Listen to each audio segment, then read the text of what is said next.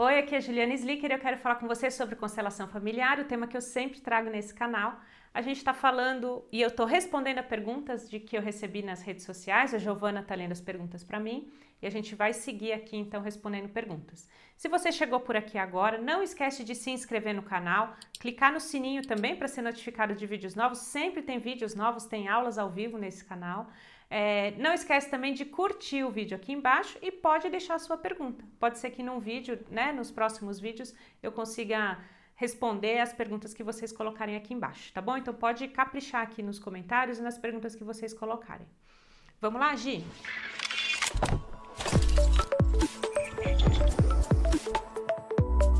Um tema diferente, ciúmes. A primeira pergunta é: como identificar se o ciúmes é saudável ou não? Eu acho tão interessante a gente querer colocar as situações entre certo e errado, situações que existem, que todos nós sentimos e vivenciamos. E não adianta dizer, eu não tenho ciúmes. Às vezes você não percebe os ciúmes que você sente. Ciúmes de irmão, ciúmes de pai, ciúmes de amigo, ciúme de marido ou mulher, né? Por quê, gente? Porque as nossas relações são relações complexas, né? O ser humano é um ser muito complexo, que tem muitas elaborações e muitas questões racionais que a gente consegue perceber e explicar e falar sobre elas, mas tem muitas questões instintivas, tem muitas questões que residem no nosso inconsciente e que às vezes a gente tem dificuldade de olhar para elas e aí a gente finge que elas não existem. Por exemplo, ciúmes pode ser um caso assim. Como identificar quando o ciúmes é saudável? Num ponto de vista sistêmico, o olhar é esse, assim, a gente poder entender que as relações em que nós vivemos, elas são complexas e existem, né, esse medo de perder, essa necessidade de pertencimento, essa necessidade de puxa, eu queria que tivesse sido assim e não foi assim. Tudo isso reside dentro de nós, tá? Não tô dizendo que é bonito ou não, mas isso reside em nós, né? Então, vou dar um exemplo bem claro para dizer o que eu tô falando, né? Então, quando eu falo sobre esse medo de perder, tem a ver, por exemplo, um exemplo de ciúmes aqui. Por exemplo, né? Eu fui o primeiro filho a nascer. E aí, minha mãe engravidou de novo. E aí teve um outro filho, o meu irmão. Que é os ciúmes que eu sinto da minha mãe, os ciúmes que eu sinto do meu irmão, os ciúmes que eu sinto do meu pai? É medo de perder um lugar de exclusividade que eu tinha. É saudável, não é saudável? Independente do que existe ciúmes ali. Se eu começo a colocar numa caixinha, é bom ou ruim, eu quero fingir, é ruim, então eu vou fingir que eu não tenho, ou eu não quero nem olhar para isso. Quando eu falo o ciúmes ele existe, aí eu posso olhar para ele, eu posso dar um lugar para ele e posso falar, olha, eu sinto ciúmes sim. E aí quando eu coloco ele na mesa e falo assim, olha, eu sinto sim, eu começo a entender, mas por que eu tenho esses ciúmes? Porque eu tive medo de perder minha mãe, tive medo de perder o meu lugar de exclusividade. E aí quando eu falo, poxa, mas faz sentido esse medo que eu sinto, né? Faz sentido esse lugar estar sendo ameaçado? E aí eu olho e vou trazendo isso à consciência, ou seja, a partir do momento que eu reconheço que existe, eu começo a trazer a consciência e começo a me perguntar, faz sentido? Faz, porque agora eu não tenho atenção exclusiva da minha mãe. Poxa, mas quer dizer que sua mãe ama você menos do que amava antes? E você vai entendendo que não, e que existe um lugar para o ciúmes, existe um lugar para o amor da sua mãe, existe um lugar porque você sentiu. E existe um lugar para você nesse sistema familiar. Então, os ciúmes aqui têm uma origem no medo. Um outro tipo de ciúmes, que também é normal, né? Porque ciúmes é algo, como eu falei, algo normal. Então, outro tipo de ciúmes, né? Quando você está entrando em um segundo relacionamento, num segundo casamento, por exemplo, e a pessoa com quem você se relaciona, ela já tem um filho do primeiro casamento. Quando você se depara com algumas situações em que o pai ou a mãe, né, do seu enteado começam a falar sobre momentos que eles passaram juntos. Aquela viagem que a gente fez, aquele presente que eu comprei para você naquela época. você no seu lugar, né, de segunda esposa, segundo marido, enfim, você pode olhar e ficar com ciúmes. Puxa, eu não estava presente naquele momento. Então, o ciúmes aqui ele tem uma origem num pertencimento, né? Eu não pertencia.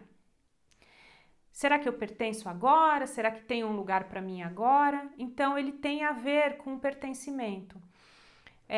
E aí eu vou falar, poxa, então é certo, é saudável ou não é saudável sentir ciúmes? Ele existe. Se eu finjo que ele não existe, de novo, eu coloco ele para baixo do tapete. Toda vez que eles começarem a falar de alguma coisa, eu posso ficar emburrada e sair de perto, ou eu começo a brigar e falar, é proibido nessa casa ficar falando sobre o relacionamento anterior. Ou seja, não é bom eu esconder algo que existe e que, né, precisa ser visto. Nesse momento que precisa ser visto e é visto, e falo, puxa, eu tenho essa necessidade de pertencimento, de que naquele momento eu não pertencia. Tá, mas e agora? Agora eu pertenço? Ah, agora eu pertenço. Aquela relação, ela interfere nessa minha relação de agora? Bom, ela interfere na relação com o enteado, não a relação amorosa que o meu marido ou a minha mulher tem com o ex. Então, eu começo a também colocar na mesa o que me incomoda. E aí eu começo a olhar para isso e curar, né? Então, curar no sentido de trazer a consciência, entender o que tem por trás, racionalizar em cima daquilo e falar, puxa, não preciso ter esse medo, não preciso ter esses ciúmes. Então, o ciúmes, ele existe. Ele é saudável ou não é saudável? Depende do que você faz com ele. Se você esconde, ele talvez não fique saudável, porque as consequências de eu não olhar para um sentimento vão ser eu ficar presa a esse sentimento e não resolvê-lo, tá? Ju, você comentou sobre filhos e a próxima pergunta é sobre isso. Meu filho mais velho sente muito ciúmes do irmão mais novo. Como posso melhorar essa relação dos dois? Existe, né, dentro da constelação familiar, um movimento que a gente conhece, que a gente entende, que chama amor interrompido, né? Em algum momento, por um desconhecimento, né, por um não entendimento talvez da situação, por um medo mesmo, a criança achou que a mãe ia se ausentar e não ia voltar mais. E isso muitas vezes acontece quando a mãe vai ter um bebê, um irmão, né? Porque ela vai, se interna no hospital e às vezes a criança mais nova não participa desse momento, demora para ver a mãe, né? Enfim, depende muito da realidade, às vezes não consegue visitar, né? E aí, quando o filho mais velho ainda é muito pequeno, ele não entende muito bem isso. Então, ele fica com medo da mãe ir embora e não voltar mais. Às vezes a mãe vai embora, demora e você acha que não vai voltar mais e quando volta vem com o irmão. Então imagina, né, como essa criança reage a tudo isso. Então é natural que exista ciúmes, como eu estava explicando antes.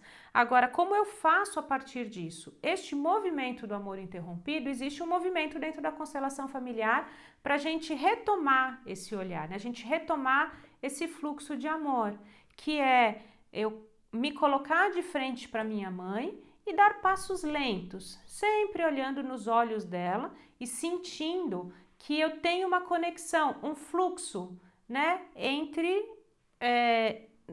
essas duas pessoas aqui, nessa relação. Então, eu posso ir dando passos. Eu tô com os bonequinhos aqui, eu poderia até usá-los, né? Então, eu tenho minha mãe aqui e eu tô aqui e eu vou dando passos lentos em direção à minha mãe, sempre olhando nos olhos dela. Isso faz com que eu recobre, né, o fluxo desse amor. Então, isso é algo que você pode fazer, por exemplo.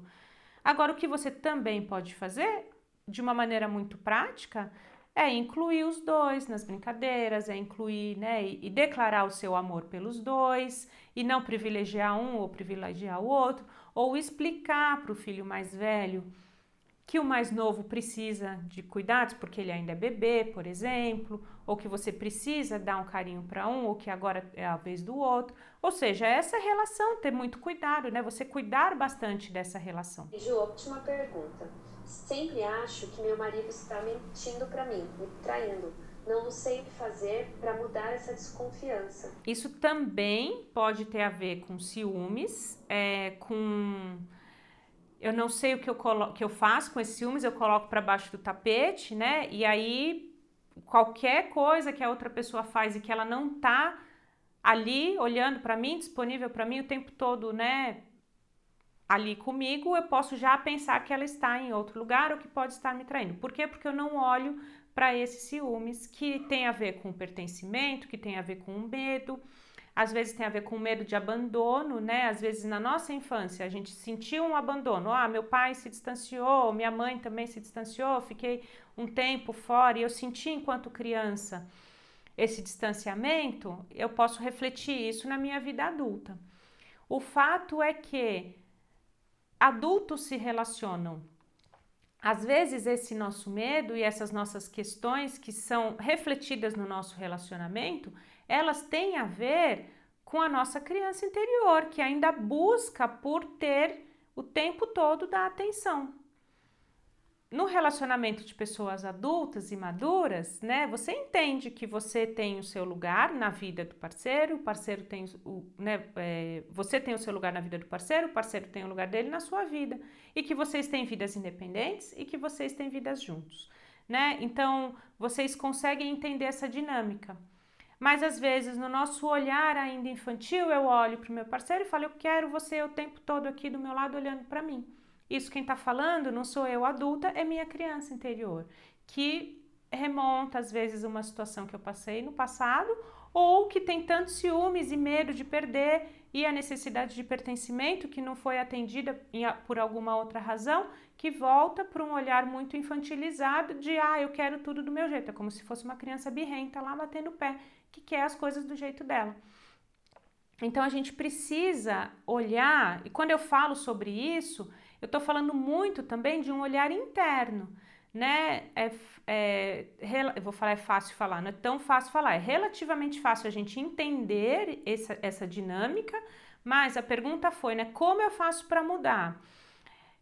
A mudança parte de você, então é você conhecer os seus gatilhos, você conhecer o seu processo interno de, às vezes, abandono infantil que você sentiu, ou seja, você voltar na sua história e entender quais os gatilhos que existem lá, ou você voltar no seu olhar mesmo de criança e falar assim, puxa, por que que eu ainda vivo como uma criança, querendo as coisas do meu jeito na hora que eu quero?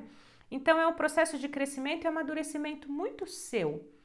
Ou também, por que que eu escondo esses ciúmes que eu sinto e não consigo falar sobre ele e depois ele vem e explode dessa forma? Posso falar sobre ele em algum momento. Ou seja, eu sempre tenho uma postura de amadurecimento, de crescimento frente às situações, frente ao que eu sinto, o que eu venho sentindo e falando, tá bom? A gente se vê no próximo vídeo. Não esqueça de curtir o vídeo aqui embaixo se você não curtiu ainda, tá bom? A gente se vê no próximo vídeo. Tchau, tchau!